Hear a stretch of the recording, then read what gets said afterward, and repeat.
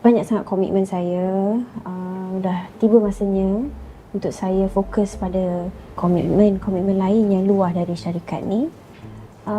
Jadi after thinking very carefully, saya dah buat keputusan untuk mengumumkan. Dengan ini saya menyerahkan jawatan pada Encik Akif. Kau cakap dengan aku, apa yang kau dah hasut Raihana sampai dia tak pilih aku? Kau rasa macam tu lah. Faris, aku pun sebenarnya aku tak nak pun jawatan ni. Tapi aku faham kenapa Raihana pilih aku. Ini harta Megat Sulaiman. Dan aku pemegang amanah untuk Raihana. Aku ni suami dia, asal dia pilih kau mesti ada sebab.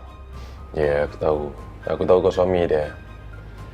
Tapi ini harta keturunan. Dan aku keturunan yang sah. So aku kena jaga. Apa? Sekarang ni kau nak cakap apa? Aku ni tak layak. Sebab aku anak angkat.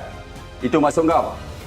Itu bukan apa yang aku maksud. Habis tu apa maksud kau? Apa dia? Bila bercakap dengan aku, jangan putar balik cerita tau. Cakap dengan aku. Aku tahu niat kau dekat sini kenapa, sebab apa? Kau gunakan Raihana sebab nak kenakan aku kan? Kau nak dapatkan semua ni kan? Ini permainan kau. Suka!